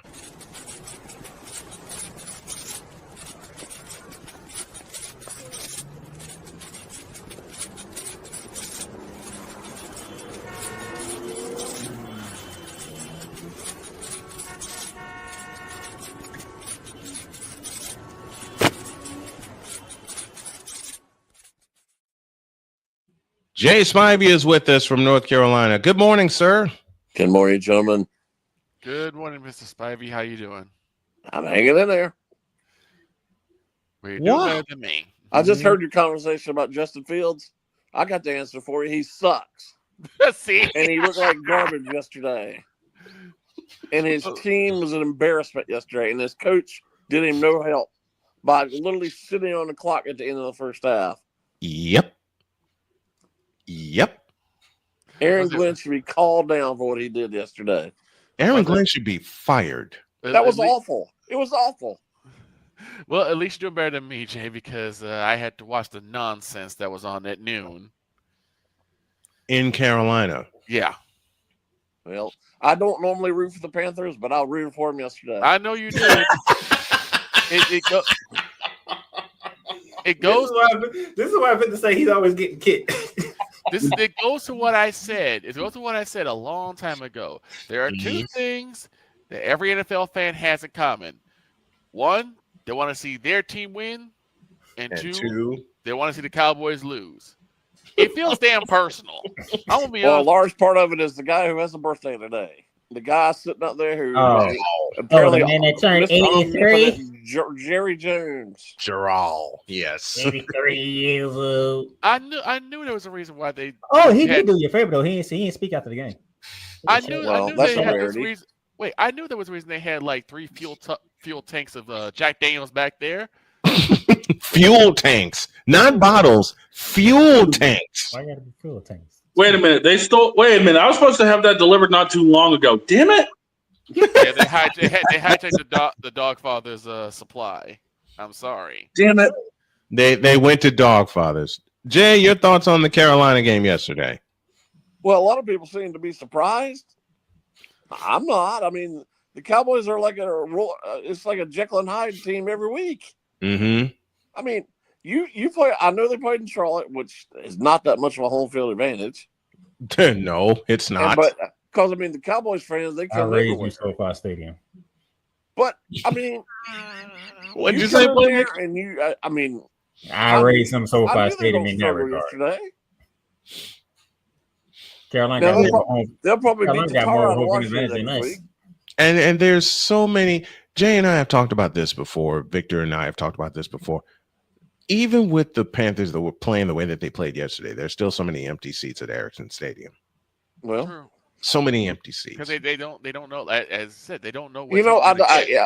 I understand. I know it looks bad, but I understand from a fan's point of view because until they prove that they care about winning and doing things the right way, I don't blame them. You know who else should there comes a point where there's a certain amount of fan apathy, and I don't blame them. I understand that. Now I'm gonna do Playmaker a favor. You know another team. Just a moment, Playmaker. You know who another team that should feel that way? The Miami Dolphins. Yes, I agree with that. I wholeheartedly agree with that. What Jay just said, that should make it even worse for the people in LA. You got two teams that are winning, and y'all still don't fill up. They don't care. They don't. They don't. No. And the clown down south doesn't need an Lone Star State. He doesn't care either. Other than the money that LA brings in, there was no reason to rush out to get an NFL team to LA. They did just fine in the NFL without an LA team. And I want to mention this.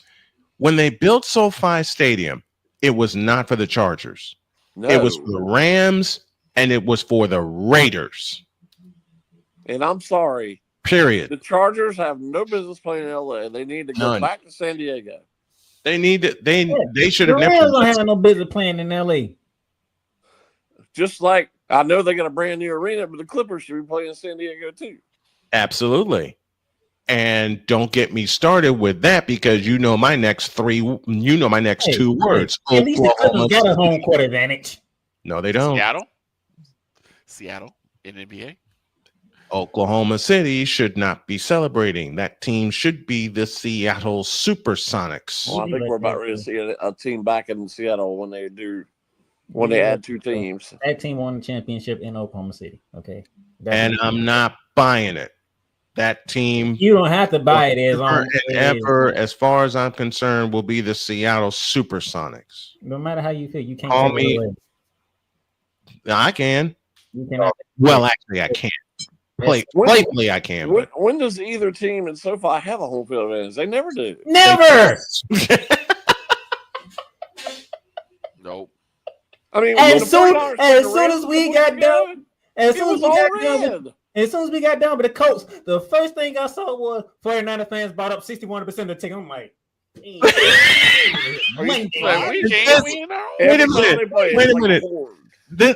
wait a minute. Playmaker has said this to me so many times off the air, And he put it in a very playful question one year when he says, "Why are y'all buying up all our tickets in SoFi?" And I do. And I will. This is a running joke with my wife, and I will give him the standard answer. I don't know. How about this? How about we go back to St. Louis and y'all move San Fran to LA? How about that? No, heck no. Nope. Give me this button here. No. Just, fan base in LA than us. Bishop. We'll hold off on the Bishop right now. Jay Spivey with us, 38 after the hour. Matter of fact, I'll do this for Playmaker, and I'll make him smile. You know what Rams fans say to us every time we come to SoFi? You tripping. More like, why? Now, why? Let Jay go back to Miami because, that's... What that should have been your hot seat in Miami. What do you think it means that they put both teams on the East Coast yesterday at 1 o'clock? So that means that you're watching on the West Coast at 10 a.m. Yes. At the same time they were playing. At the same time. That is rare. That hardly ever happens. Because the Chargers played in Miami. We'll get then. I will do Playmaker a favor because we all are going to put Miami on the hot seat right now.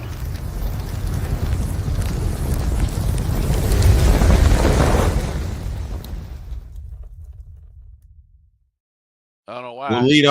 We'll lead off with Jay. Jay, your thoughts on the Dolphins situation? Well, for one, I like to, but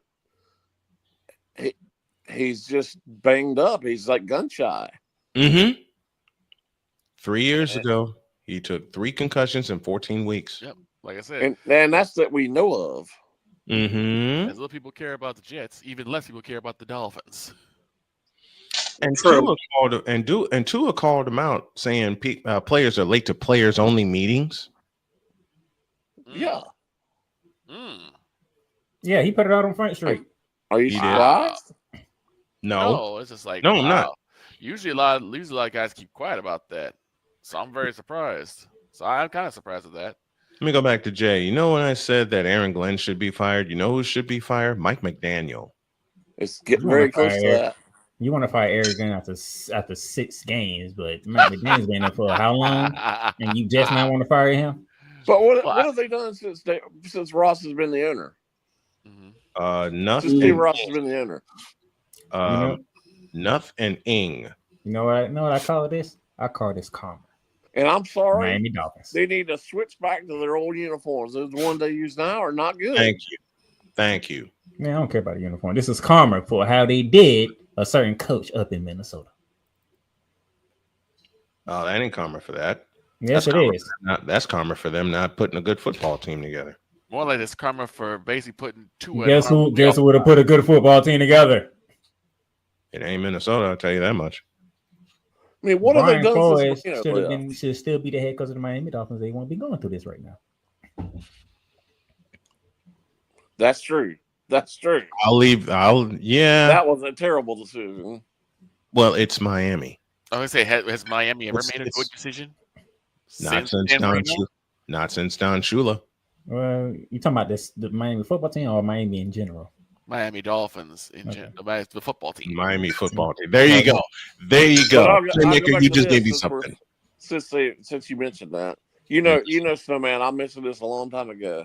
All those people clamoring for Eric Bieniemy to get a head coaching job. Yep. What has he done since then? And where is he? I know he's coaching somewhere, but what? I haven't heard his name in in the Chiefs miss some years him? No.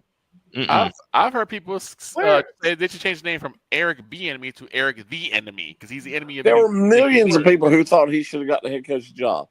Yes, why? I remember that. I remember that. Wait a minute, where is Eric Bieniemy anyway? He's coaching somewhere in college, and I forgot where he is. I don't think he's coaching in college. Oh, where? I don't think he's coaching in college. Research here. I saw him recently. Live research here. Eric, as Chris Berman says, Eric's sleeping with Bieniemy. That's the nickname Berman came up with. Right, he did. For it. For God's sake. But there were going back to last night. I mean, do you think Mahomes and Andy Reid miss Eric Bieniemy? No, They have not a Matt chance. Nagy is their offensive coordinator. Matt In Nagy. name only. In name only. Exactly, because Andy Reid is the real offensive coordinator. Yep. I've been saying that all along. Yeah, he ain't coaching He nobody. is running back coach for the Bears. I'm hearing. He's the running back coach. I mean, running back seriously. coach. Okay, that's Damon. He had Bears fans, so he wouldn't know. All these people who thought he should have got the head coach's job. Yeah, you know what happened? You know what happened? He incompetent. He took his stupid behind to the freaking Rose Bowl. That's what he did. Mm-hmm.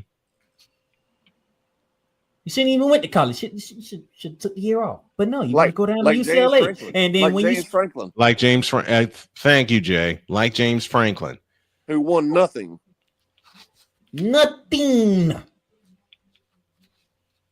And he's walking away with $49 million. Mm-hmm. Kudos to him, and kudos to Penn State. Say, you know what? We ran this for long as it could. We need to go somewhere else. But Penn State and we're staying with Miami on this particular hot seat. What would it take, Jay, for the Dolphins to turn it around? I've asked this about many other teams. What would it take for the Dolphins to turn it around? Where do they need to start blowing this up? I think they're almost. I know they're kind of middling, but they're almost to the point where they just need to start from scratch. I say where the Cowboys start their ownership. Well, yeah, like I said earlier, Stephen Ross is a big part of the problem. Mm-hmm. Exactly. Oh yeah. I hate to be petty, but I need to get my petty shot in. Oh boy.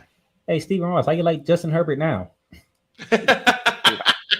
They're just wasting Justin Herbert. Oh, that's great.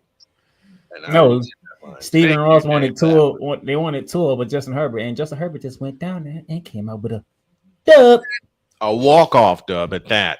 And here's the thing, though, is like again, the Dolphins for some reason they just are adverse to putting anything around Tua that would help him not take heat, not take damage. They got some talent, but they got weapons. I'm not talking about. I'm talking about protections. They don't have. Jay, you've heard me say this so many times over. Gentlemen, you've heard me say this. What's the one thing the Dolphins are missing around Tua? O-line. A line. Well, that's something Stephen Ross didn't care about. He cared about star power. Exactly. Sound familiar? Yeah, and now Tyreek Hill is down with a busted up leg for the rest of the year. They were talking about trading him. Well, obviously he's not getting traded now. Obviously not. Nope. No, they're actually looking at releasing him after the end of the year. There were all kind of rumors, 3 or 4 weeks ago. They were going to trade him to Kansas City. Well, obviously that's not going to change now. It's happened now. No, it's not. It's not. And all those people that said that Kansas City was dead, how'd that look after last night? Are those the same people that won't Bill Belichick out of North Carolina after 7 games? Listen, yes. I know there are people whining and complaining up here about they need to pull the plunger now. Mm-hmm. But just let it sit for a little while. Let it play out. Let it play out. Let him recruit his team. They do hear like this. They're tired of hearing about it's a basketball school. It's not going to work. It's a diamond in the rough. Trust me. If they keep up and dedicate to football, they're going to win at some point, whether we have Belichick or not. They're going to win. Larry Fedora, hello. Because they have every resource in the world. Larry Fedora, hello. He did it. That was horrible. He was terrible. He who didn't even recruit the state. No, he didn't. He went all the way. He went out. I talked to many high school coaches. They all told me he never recruited our schools. Never even came by to visit and say hello. And you said a couple weeks ago, and I agree with you, there's a ton of talent in Carolina for high school football. It's It's probably one of the top 10 states in the country for football. Mm-hmm. People just don't know it because everybody looks at this as a basketball state, and it's not. It isn't. I had a chance to cover some high school football for 1 year down in North Carolina, and the talent is crazy. I see it every week. This state is loaded with talent. Yeah, and a certain person down there won't acknowledge it either. We know who we're talking about. Only covers one school. Yeah, he covers one school, and he sends me all over the doggone state. Yeah. And defensive point, it's the entire team. He's two. It is the entire team with Miami. There's nothing there. Offense, defense, special teams, they all are trash. There's not even the answer's not even close.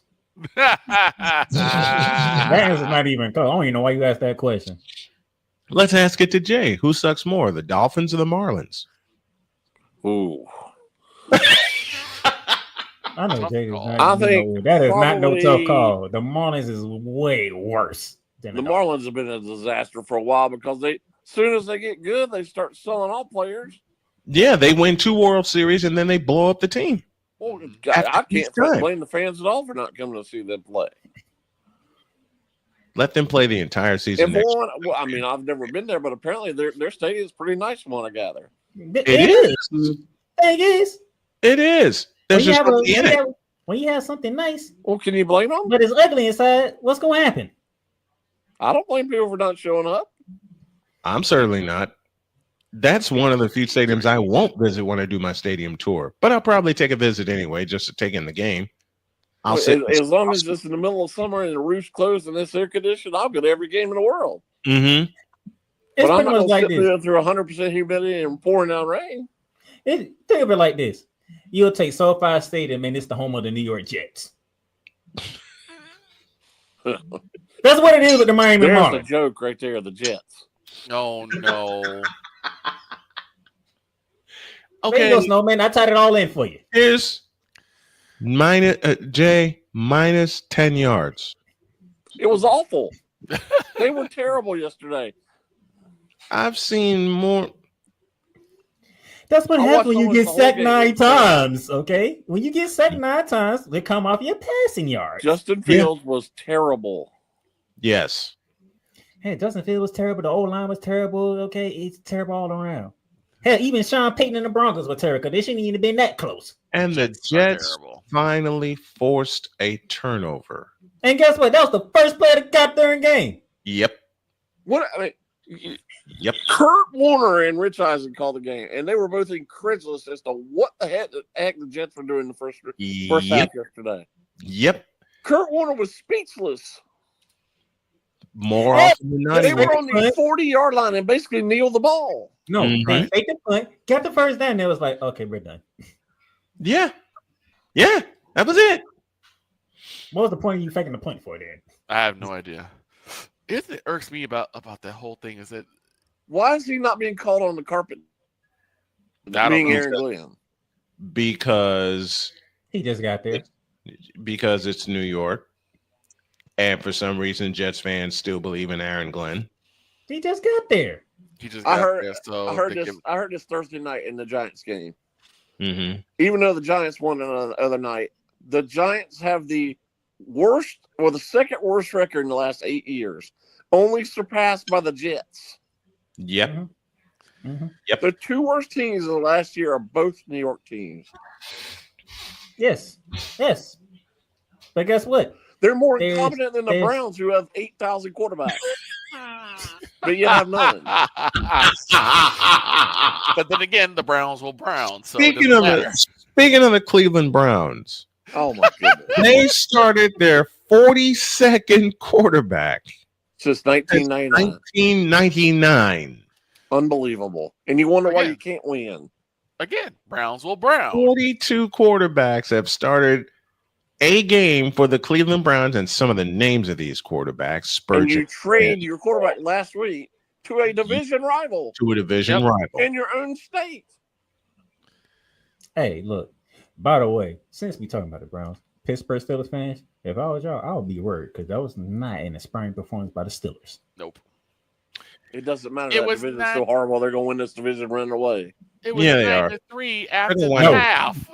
No, I'm telling you this right now. I'm saying this live on air. Steelers keep playing like they playing on offense. They're going to mess around and they're going to leave that door crack for the Baltimore Ravens to get healthy and come get them. Because I seen the second half of the Baltimore Ravens schedule. That schedule is very favorable in the Baltimore Ravens. Have you seen their defense? I seen it. Yep. I seen their defense. But There you go. So, but the Pittsburgh Steelers offense is not closing the door. Is my issue. Can we? I mean this jokingly, and I know it can't happen. I know it won't happen. But can we just throw that division away? No, you cannot. it's usually been over the last couple of years. It's been pretty good, but Not this so many year. injuries by the Bengals and Ravens. Mm-hmm. Well, the Browns. That's the only reason why Pittsburgh is out to this good start. But the Browns suck. Quarterback. Browns completely suck. But then Cincinnati, they don't have Joe Burrow. The Steelers quarterback is Aaron Rodgers. I don't understand why the Bengals just didn't go out and try to get like Kirk Cousins or even Russell Wilson, but they won't do it because of the They Bengals. won't do it. They went and got Joe. You want to talk about a team that's in Shut up, Victor. You want to talk about a team that's incompetent? I submit to you, Jay Spivey, the Cincinnati Bengals. Very incompetent. The Bengals, which are starting to bungle things. I submit to you guys a team of incompetent in the Cincinnati Bengals. The Cincinnati Bengals are starting to become the Cleveland Browns of Cincinnati. Well, look who their owner is. He's incompetent too. See? Mike Brown's incompetent. Well, his name is Brown. WKRP is going to stop hosting their games soon. His dad's probably rolling over his grave because Paul Brown was not incompetent.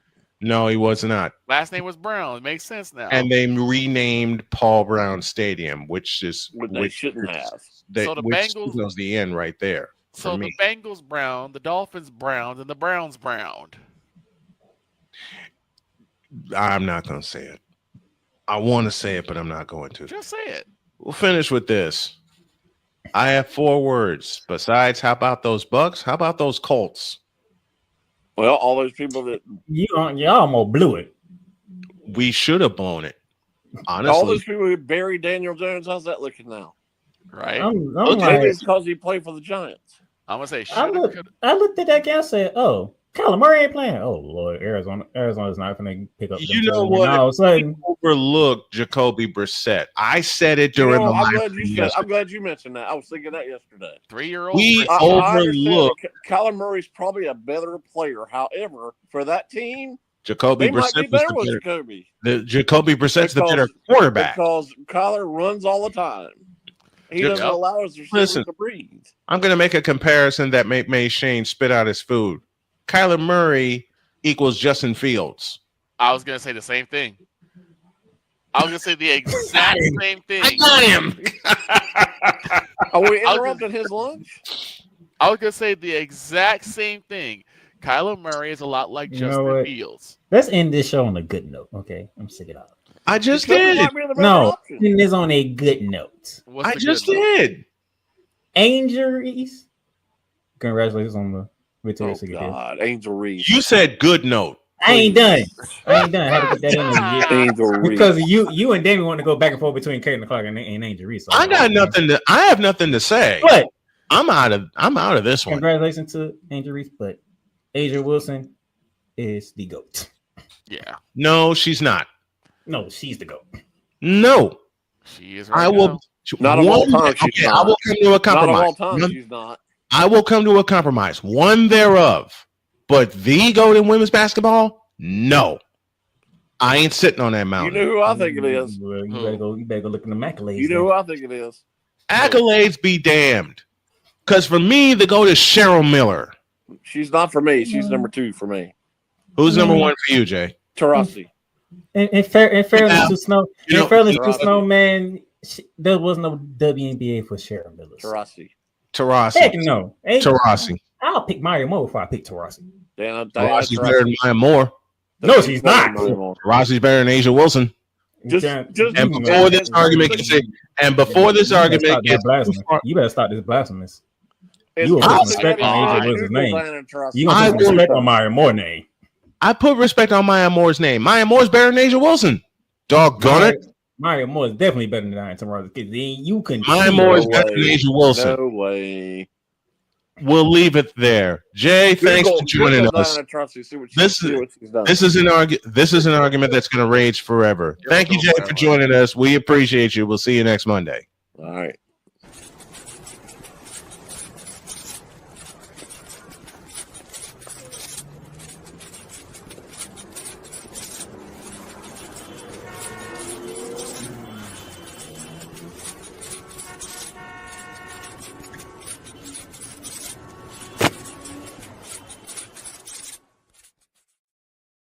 We better split. Have a great day. God bless. Remember to make your next move your best move. And always remember, if your dreams don't scare you, they are simply not big enough. Dream big, do bigger. We are, and we hope y'all are too. Thanks for listening, everybody. See you tomorrow.